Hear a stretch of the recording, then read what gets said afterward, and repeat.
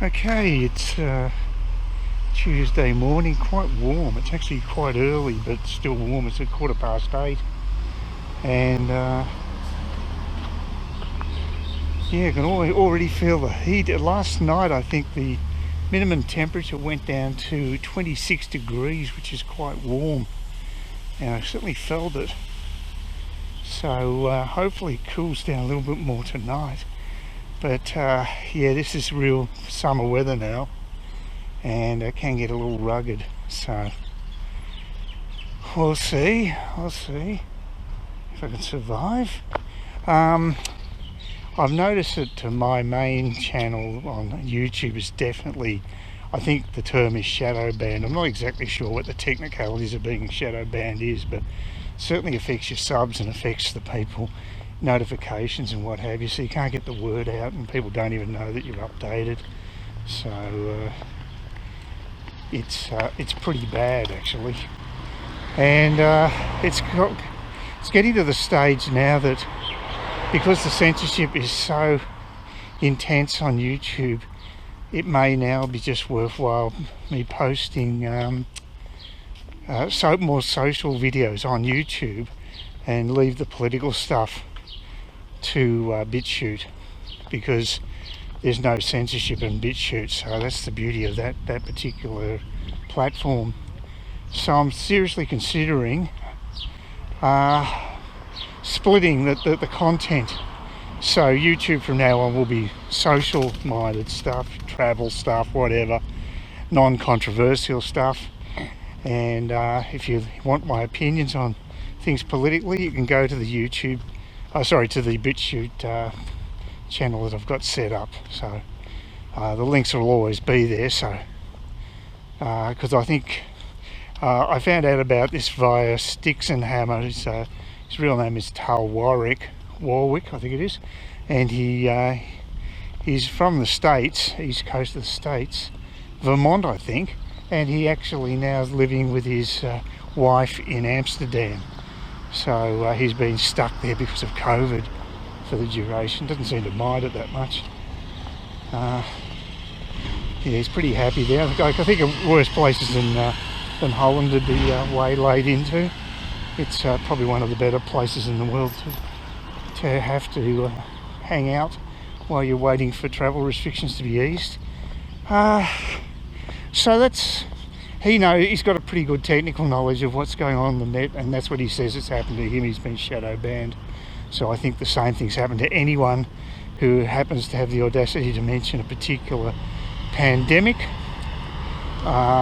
or to talk about a particular election.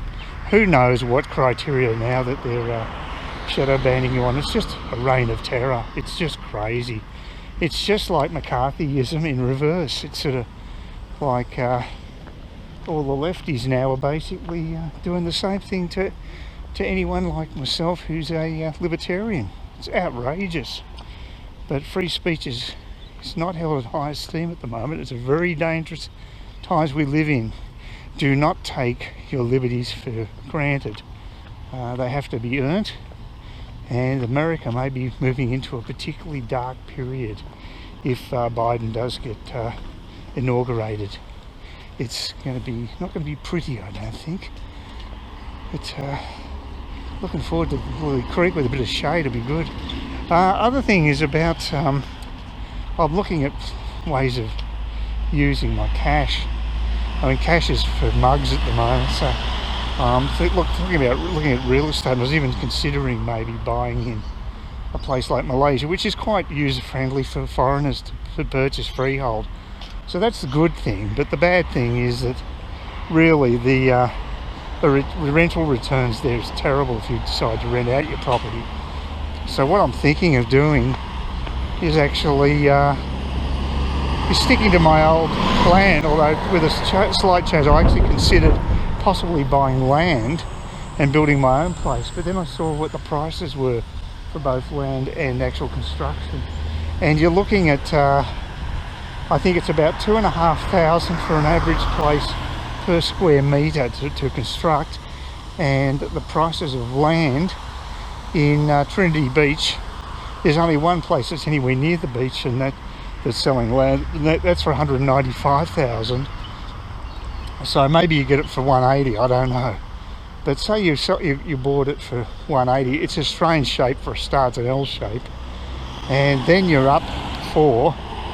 If you say you want 100 square metres space, which is not that much, it's a small house, 2-bedroom house I'll be looking at, I think you'd be up for 250,000. So really, I don't think there's much to be gained in that, except for the fact that you get to build your own place, which is great if you've got the money to spare, but it's going to cost you more for the privilege. So I think it's a lot better value buying existing properties. So I'm back to the drawing board to some extent. I saw a place in Moore Street, Trinity Beach, which is just one street back from the beach. It actually was elevated. It was the top floor and it had a great view of the ocean, which is fantastic. So even though you may be a block behind, you still get the, you can see the breeze at the sea and maybe hear the breeze, I don't know. That might be stretching it, but you can certainly see the sea anyway. So that's nice, and it is very easy to get across there.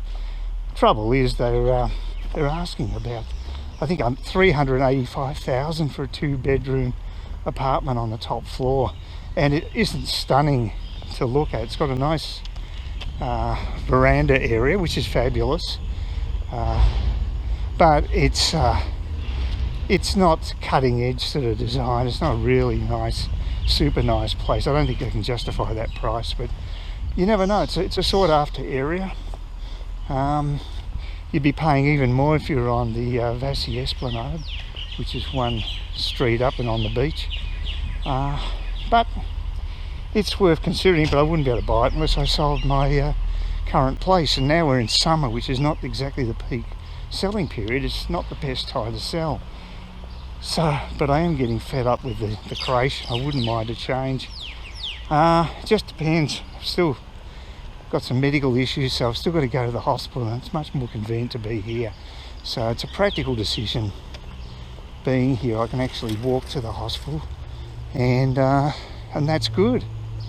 So that's but after that, once I don't have to go so often, I could then move to Trinity Beach, not a problem. But with real estate, of course, it takes time. It takes several months for a sale to go through. I only paid 205,000 for the 2-bedroom flat I have at the moment, so anything above that is bonus for me. I'm being conservative and just working on calculations of getting, say, 200,000, and even with that, I'd still have more than enough money to purchase a property such as the one that was advertised the last day or so at Moore Street in Trinity Beach. So yeah, I don't know. But I saw a house. There's still that house for sale, which is further back from the beach, admittedly, but it's a house. It's a 3-bedroom house, and it's only about, say, $20,000 more. The asking price, and they can't sell it, so presumably you can negotiate it down quite a bit. I don't know. I personally, for the sake of being, I mean, the other place got a great view, but again, if I'm not happy with the flat, bugger that, you know, it's a lot of money to pay. They're asking a pretty high premium there. I don't know if they'll get it, especially at this time of year.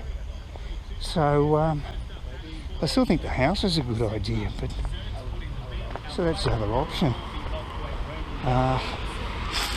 Certainly you don't have to worry about neighbours. The thing is, the other place actually is only a 6-unit block, which is great, so less neighbours to worry about.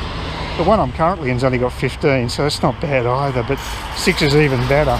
And it does look nice from the outside. The inside's a little dated, but it's okay, but it's not worth that money. You just got to be, especially when you consider you can buy a house for so just marginally more, just crazy. So I'd be looking around. I think look, I probably should do an inspection of that house and just see what it's like. I think it's on a strange allotment. I don't think there's much land, but I like that. I don't want a big block, so it could work out well. So there's a lot of decisions to be made, and seeing I can't go OS, it is a good time to look into all this. So I suppose I've been meaning to contact the agent who sold the other unit in my block just recently, I should at least have a chat to him and see what, do a market appraisal, and just see, you know. I still probably need to have a few things done to my place. It needs a bit of paint work and what have you, which shouldn't take long to make it look more presentable, and that's about it. The oven's still terrible, but maybe just leave it as is and let them update if they want. I don't know. I don't know what's the best decision. Oh, thank God for the shade. I mean, it's only around 8 o'clock and, well, about 25 past 8 probably, but gee, it feels warm already. When I looked at the temperature before I left, it was 27 degrees, but I reckon it's probably jumped up to about 28 now. So it's a warm one. Yeah, I hope a croc doesn't jump out of the creek. That would be bad. Oh, yeah. Starship didn't take off today, by the way. They just had what's called a wet dress rehearsal. So they went through the whole process of fueling it up and readying it for launch, but they're being very cautious at SpaceX at Boca Chica in Texas. It looks magnificent on the launch pad. You can see it compared to the first vehicle that hopped, and it's like a tiny tin can compared to it. This thing looks really impressive, so be very happy if they go to 12.5 kilometres tomorrow. Fingers crossed.